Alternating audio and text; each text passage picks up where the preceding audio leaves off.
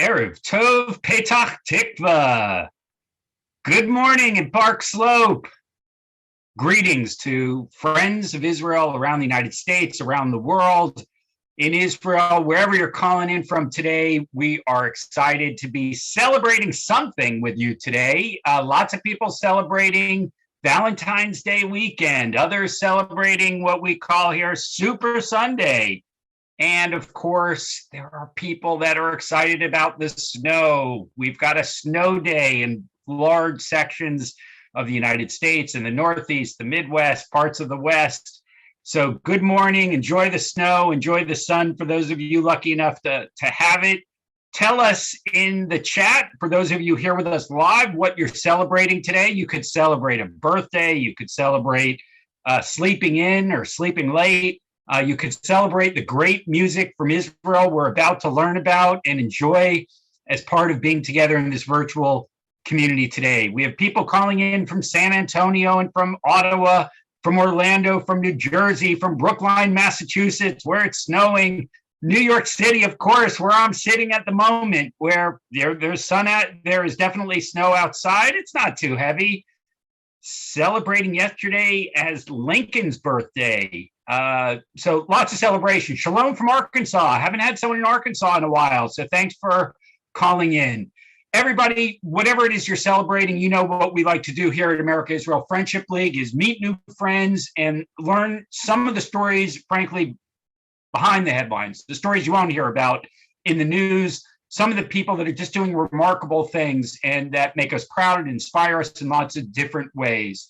I'm joined today by Ayelet Lifshitz, who is a musicologist and a pianist, but she's not going to play for you today. She has over 30 years of experience as a music educator and administrator and works with some amazing young people in a place called Kfar Hayarok, the Green Village. It already sounds like a place we want to be, but add to that the music that young people can, from many different steps, many different places in Israeli society, who join and learn not only to love classical music, but to make it a part of their life and what they can contribute and give back. Ayelet has her own credentials as a pianist and somebody who has studied music in Jerusalem at the Jerusalem Academy. She has a master's in musicology from Hebrew University in Jerusalem. And really, beside the piano, the small piano that we see behind her in the picture in her home, is constantly surrounded by music and musicians and aspiring musicians who she gets to nurture and see at a very early age. So, Ayelet, at what point did you know that you had this love for working with young people and helping them identify that music may be a passion that they could have for their entire lives when you meet them at a young age and they first learn about it? Well, it was just from the beginning. It wasn't a decision, it just happened. I started working with children and I loved it. And I think it's very substantial and important. And I think I'm lucky. Well, we're lucky to have you with us today to learn a little bit about Kfar Hayarok, and which has partnered with America-Israel Friendship League for many, many years, doing our student exchanges. Our colleague Cassia, and you can't say Kfar Hayarok without putting a big smile on her face. And indeed, we've been the beneficiary of your unique brand of education and experiences and exchanges. So tell us, Ayelet, a little bit about the background of the school and about some of the music that we're going to hear about today. Well, maybe we can start with the presentation and I will tell you all about it. Please do. Okay, we'll start listening to music and then I'll say a few words.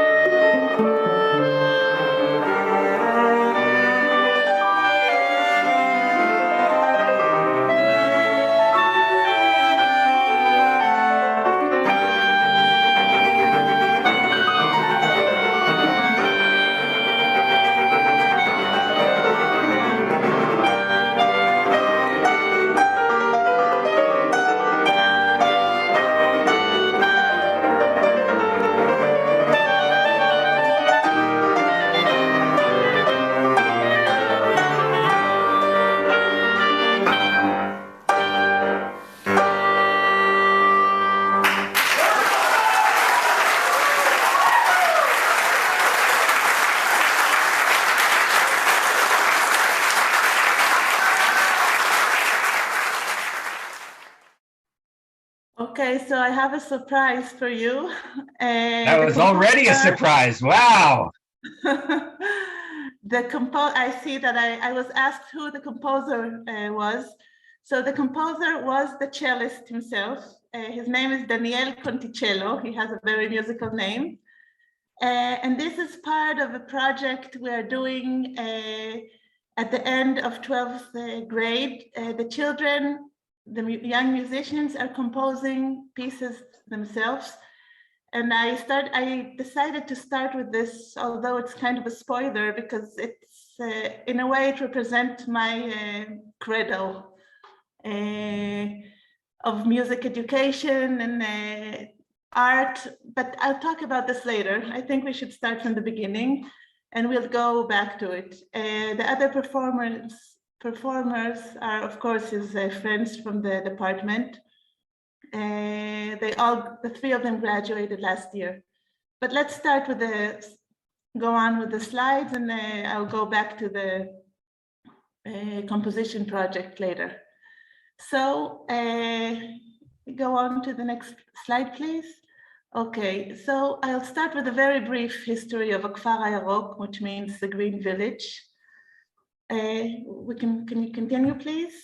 Kfar Hayarok was founded in 1950, which of course is 2 years after the foundation of Israel. The country was very young at its beginning, and it was founded as an educational agriculture village with a school, a farm, and a boarding school. Okay, please continue to the next slide.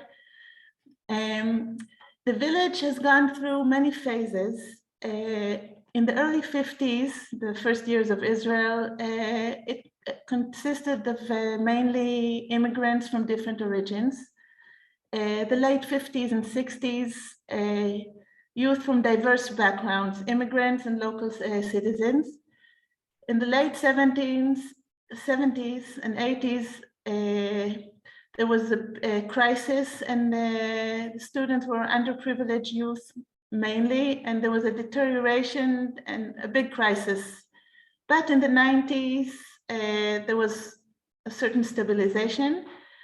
There were 350 boarding school students, a few dozen external students, but the matriculation exams were very, the rates of the matriculation exams were minimal. This is important to see the history because of what happened later. Please go on.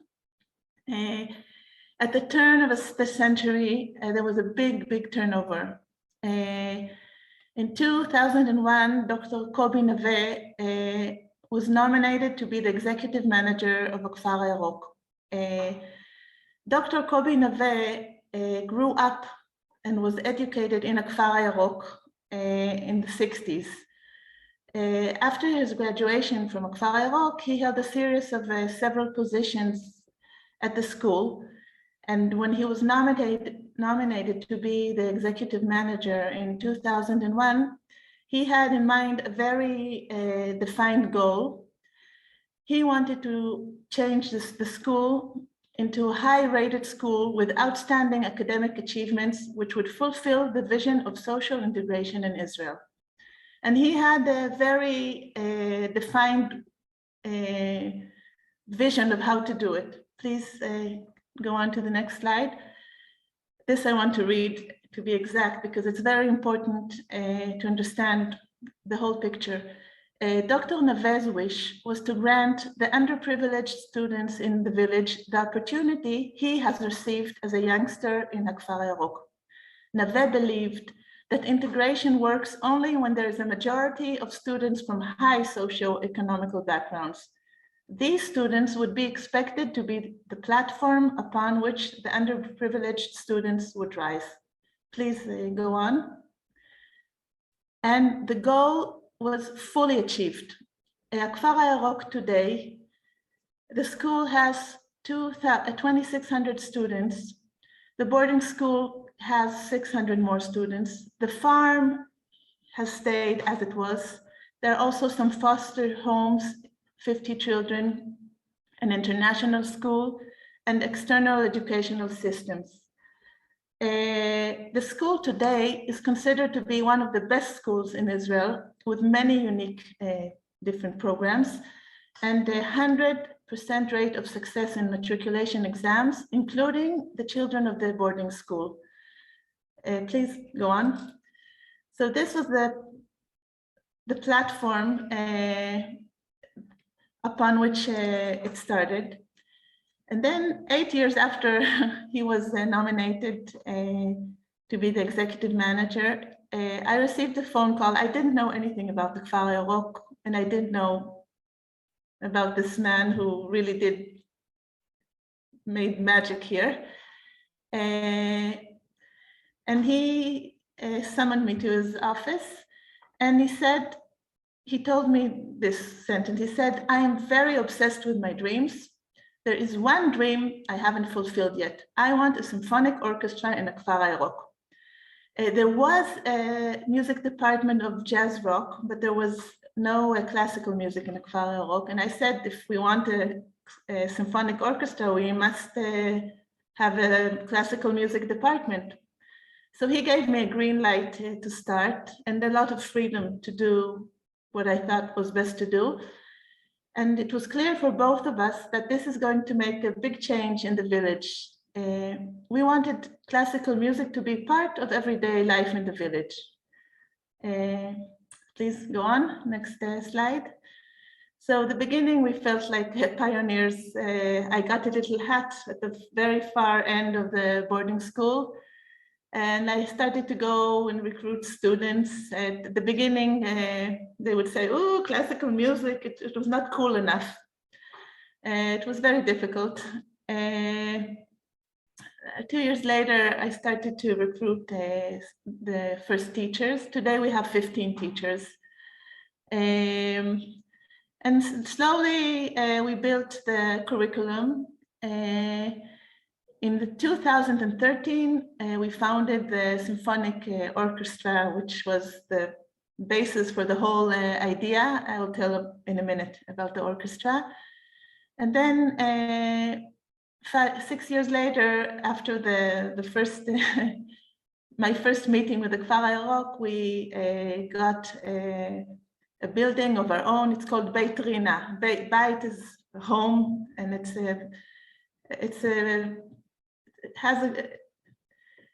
nice. It has a family feeling, community feeling, but it has a concert hall, a small concert hall for chamber music. And okay, let's go on with the next. Okay, the 6-year classical music program, music theory, ear training, music appreciation, music history, harmony and voice leading, music composition, and many performances group. Go on, please, next slide. Okay, we put a very great emphasis on music as a performing art. Of course, we have all these theory classes and lessons, and we try to make the connection between the theory and the performance bodies. But the performance bodies are very present in the everyday life, and music is heard throughout the day in our building, which is situated at the heart of the village. So actually one cannot have lunch at the dining room without passing by our building and hearing music. So in a way, the vision really was fulfilled. Music is part of everyday life. So we have the main performance bodies is the Symphonic Orchestra. We have a young wind orchestra of 7th and 8th graders. We have a piano workshop. We have a choir and many chamber groups. We will hear a few examples of everything, but please go on to the next slide.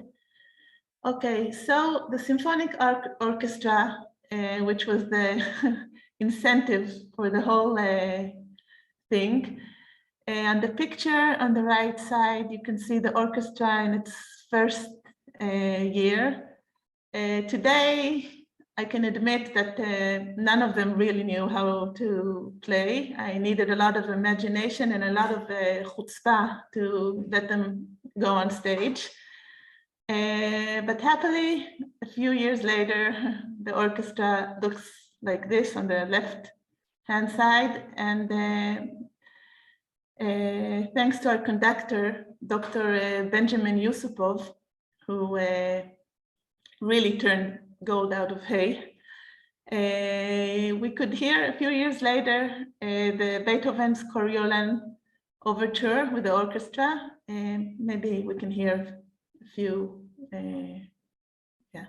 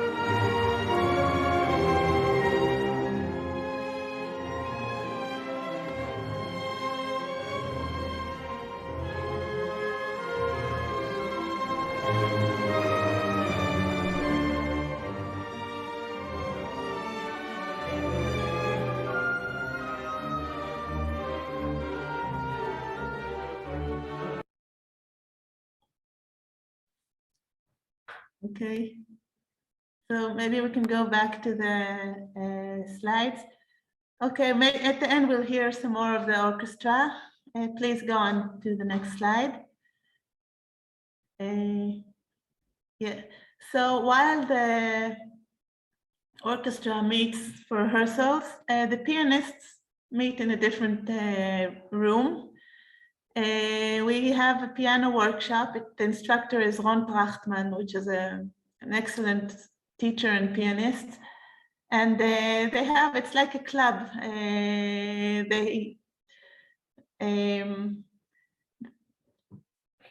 They play to each other. They listen to different performances. He gives them a lot of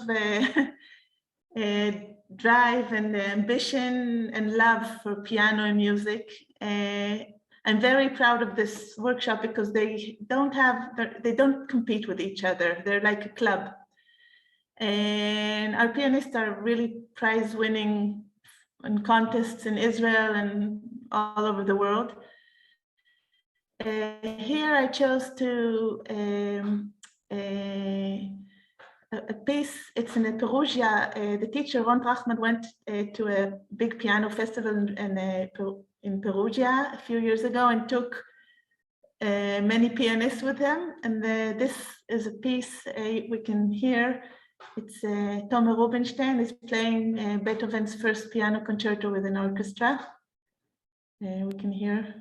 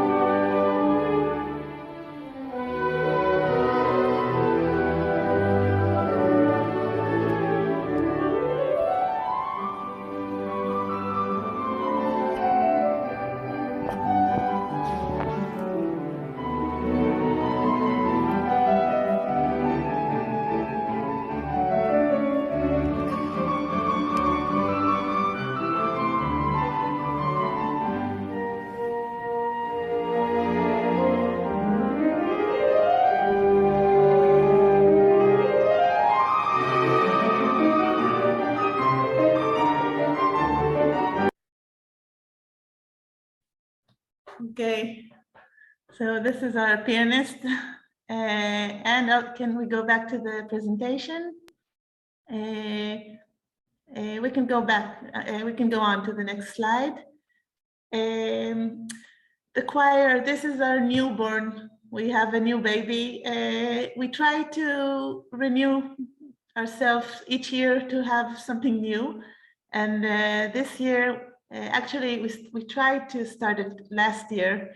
Actually, I've been trying to found a choir a long time ago, but I took the pianist to sing, and the piano workshop was so good that they all went to the piano workshop. So I couldn't start a choir. But this year we have Hadas Faran. She's a choir conductor, and she started a choir. We can hear a little. It's the beginning of the choir. Now they're already a few months later. They sound better, but I don't have any recordings. But we can hear the beginning, the starting of the choir this year. Okay.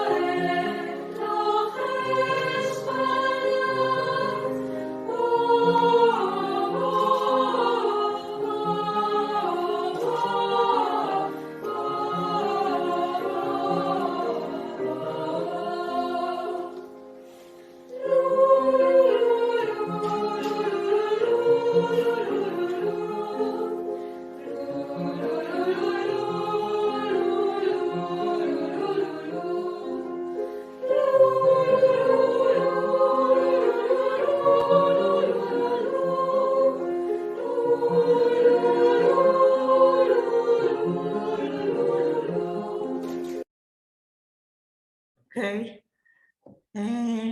and we can go back to the slide, please. We have many chamber groups as well, and you can go on to the next slide. Thank you. According to our vision of turning classical music into part of everyday life, we made it a habit to open each event and each visit of a delegation and each holiday in Kfar Hayarok with a classical music performance.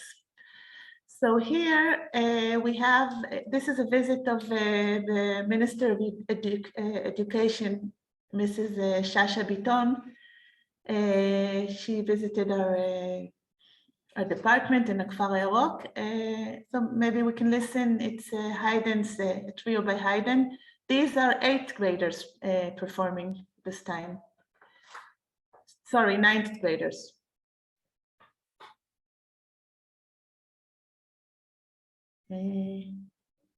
So, yeah.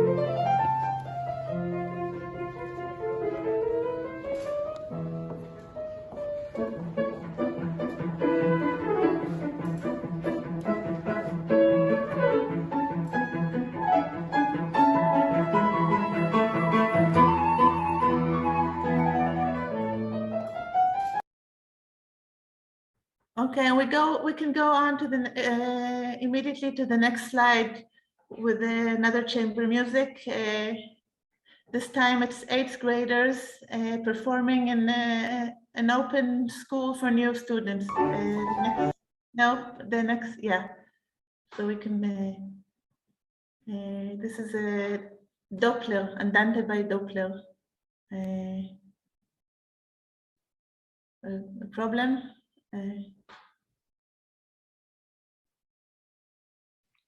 So each event, okay. It's an open day for new students.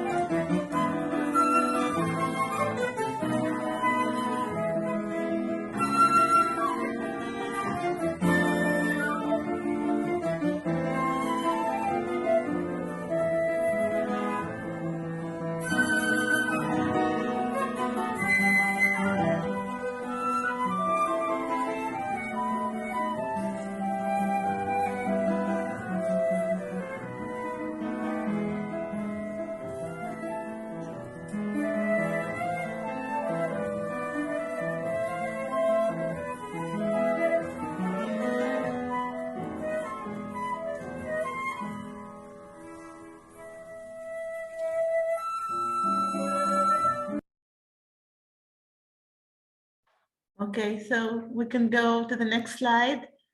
And now we're coming back to, to composition. I promised at the beginning that I will talk about this. This is something for me personally, it's very important. Because I think being a teacher or an educator is not only passing information, it's also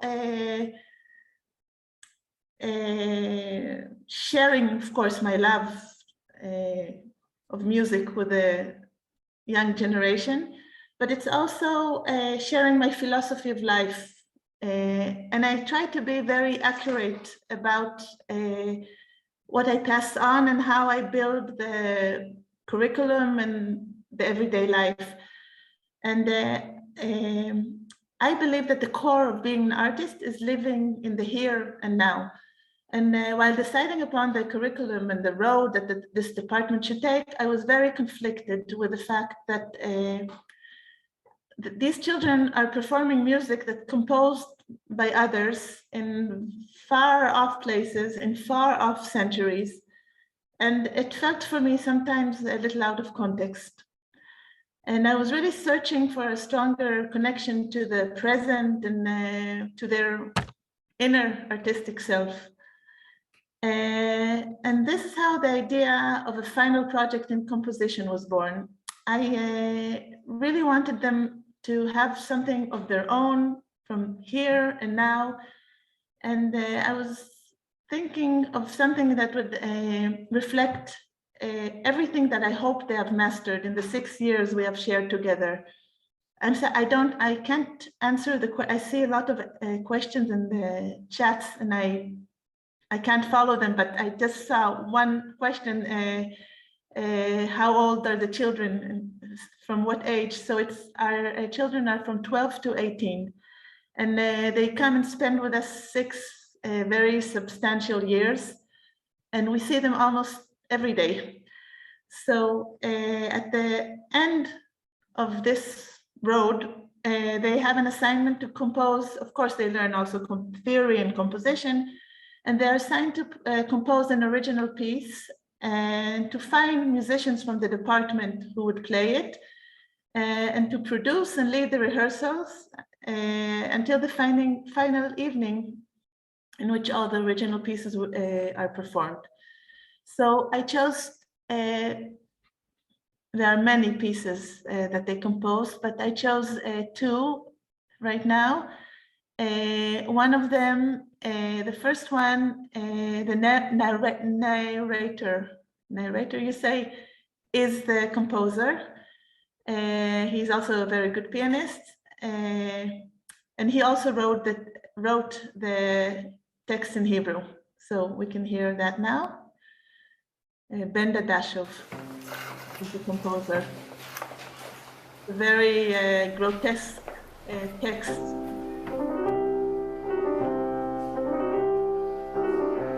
ומתעורר באמצע הלילה, ועיניו פקוחות, גדולות, גבוהות. כמבט בוהה בך, מפחיד. אבל רק כשאתה מסתכל עמוק, אתה מגלה שהוא גובע, מפוחד. הגורים הקטנים והעננים, והרגישים חסרי אונים, מתקרבלים לצידו של השועל הגדול, מקווים שאיכשהו אפשר לאהוב. הציפור מלמעלה, שומע כל צפירה, מנסה להסיח את השועל. דוחפת על ראשו, דוקרת את מצחו, אחרי תבואה, וגם הציפור שלך.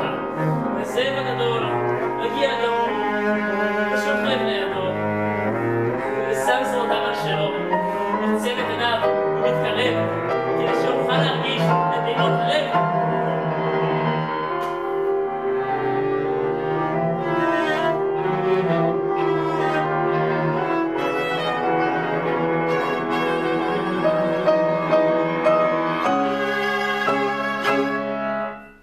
והגורים הקטנים והעננים, תרגישים חסרי אונים, מתקרבים לצידו של השועל הגדול, ומקווים שאיכשהו אפשר לאהוב. ציפור מלמעלה, שומע כל צפירה, מנסה להסיח את השועל. דוחפת על ראשו, דוקרת את מצחו, אחרי לפגוע, וגם הציפור שלך. והזאב הגדול, מגיע גמור, ושוכב לידו, שם זרועותיו על שלו.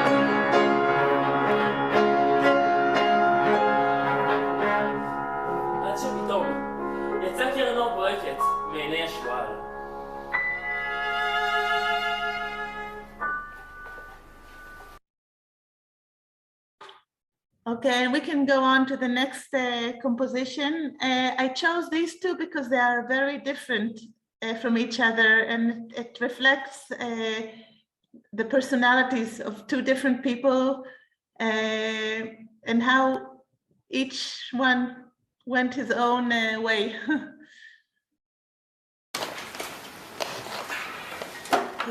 Udi Snyder.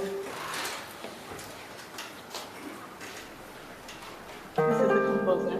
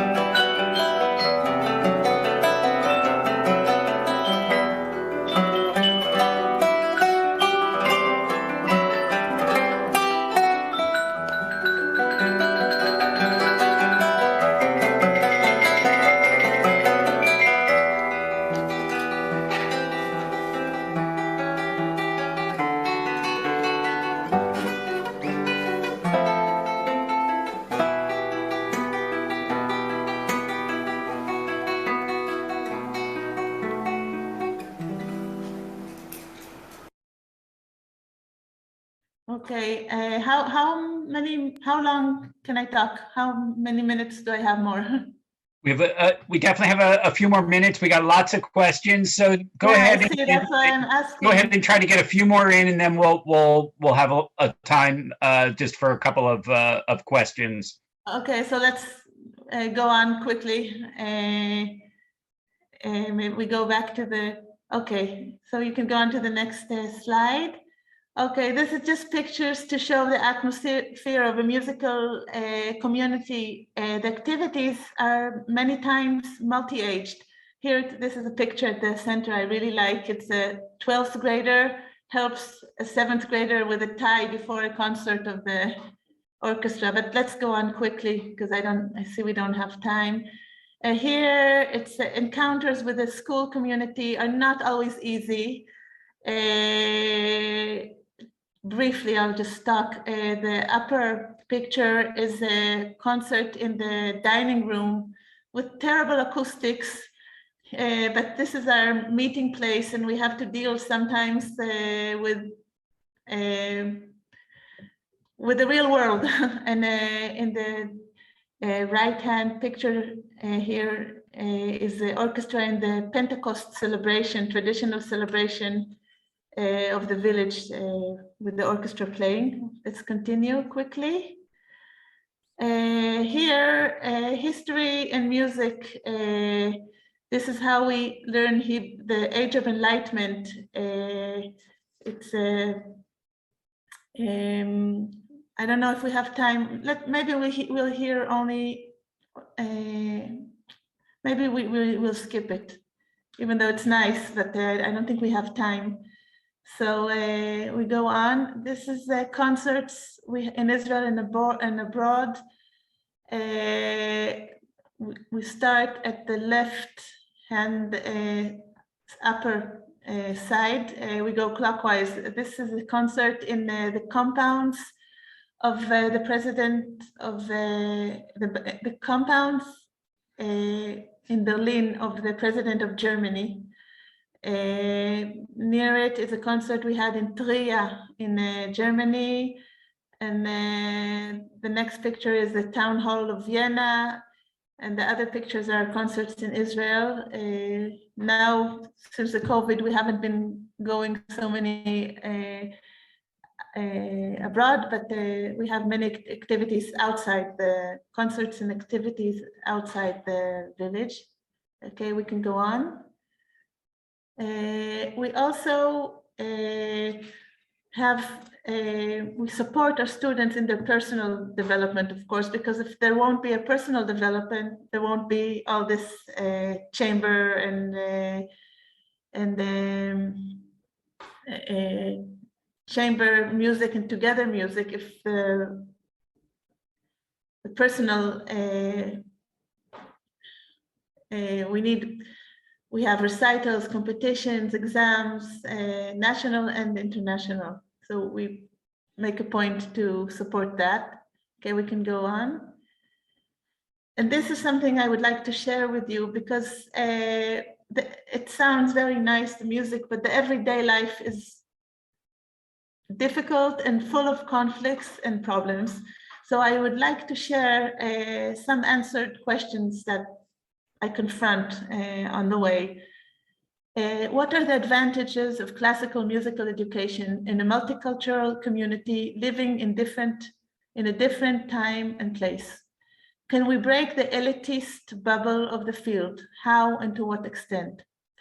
Is it necessary to expose different populations to classical music?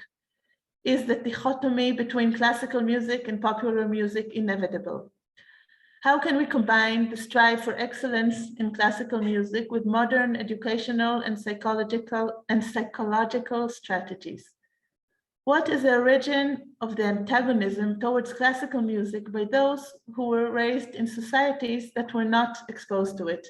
This is something I confront every day, and I was really shocked at the strength of this confrontation.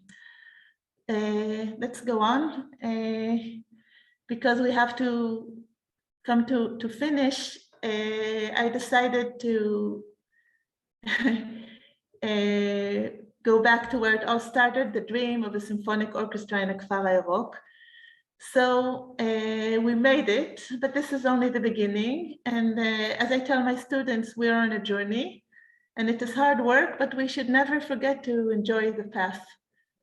Let's listen to the symphony again, the orchestra again, and then I can answer some questions if we have time.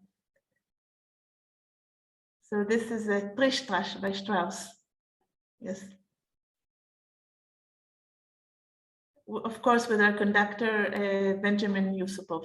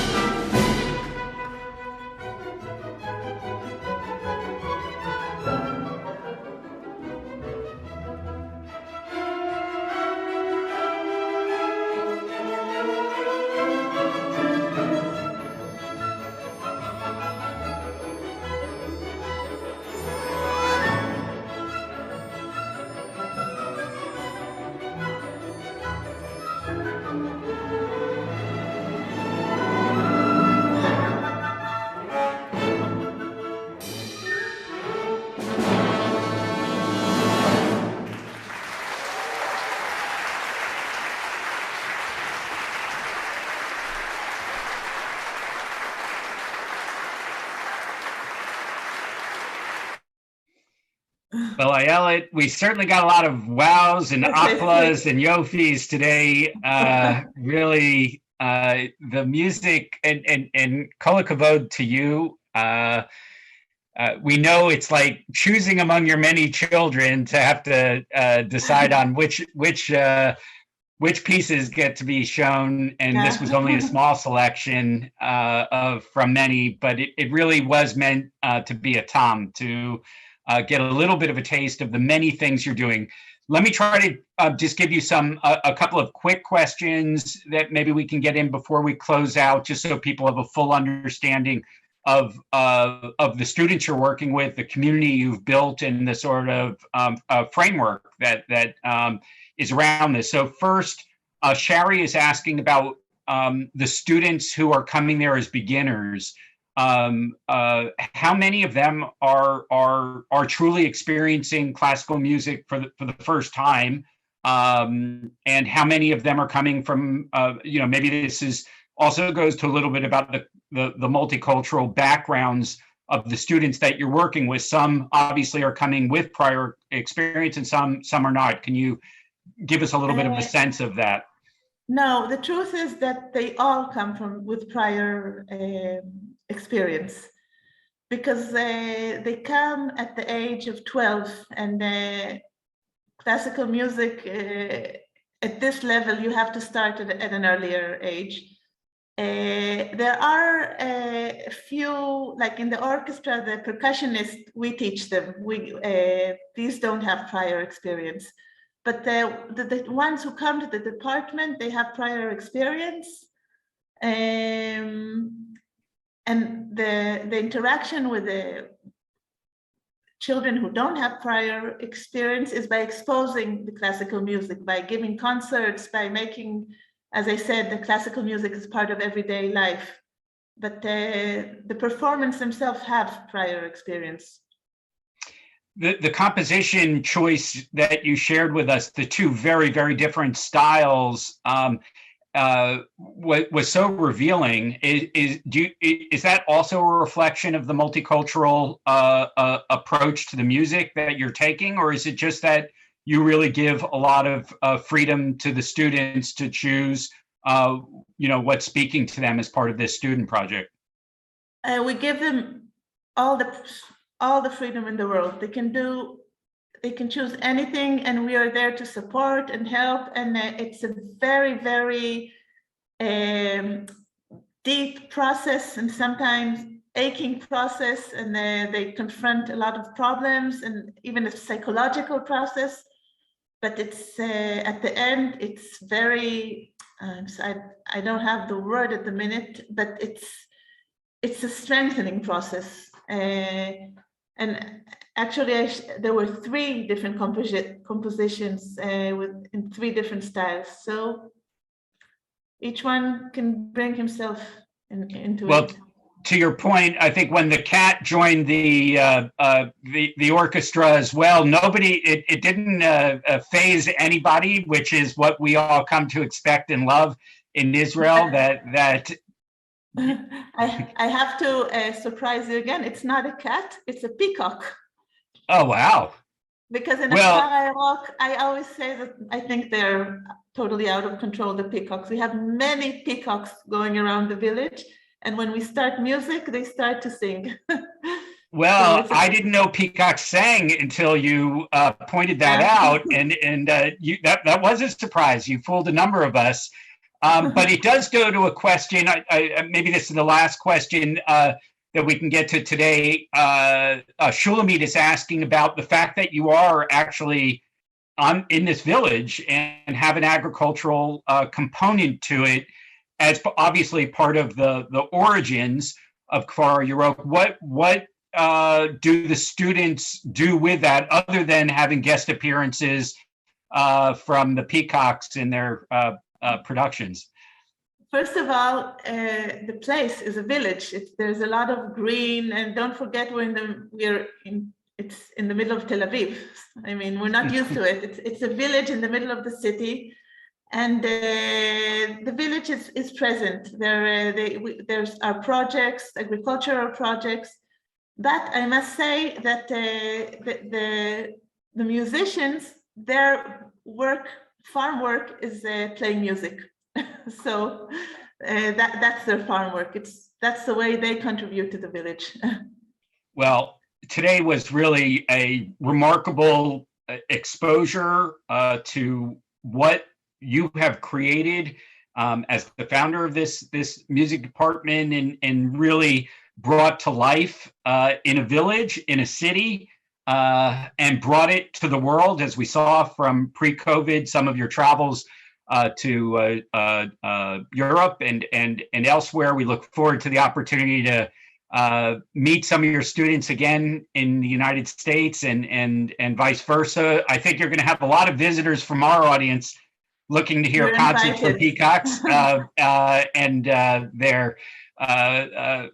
the students and farmers that they work with day in, day out in this little village in Tel Aviv. What an inspiring story. We're so fortunate to have you as a partner and to share this with our many viewers around the world. We want to remind everyone that at the top of the hour, we asked what you're celebrating. We at America-Israel Friendship League are celebrating, among other things, this month, Black History Month, and we will be partnering again with the Consulate General in Atlanta on February the 23rd in a very special program in honor of Dr. Martin Luther King Jr.'s legacy. We're going to be looking at Black-Jewish relations today, not just a historical lesson, but our partners in Atlanta have put together and will be sharing with us a video clip on the topic, and we will be having really a inspiring conversation and a look at an amazing film that talks about this topic, not only through a historic lens, but through a contemporary lens as well. So we want to wish everybody find something to celebrate today. We hope we gave you many reasons and causes to celebrate. We all need them and look for them. Music is certainly one of them. Ayelet, thanks to you, your students, and all your colleagues at Kfar Hayarok. We want to wish everyone a safe week. And until we see you next on Wednesday, the 23rd, Lehitraot. Thank you.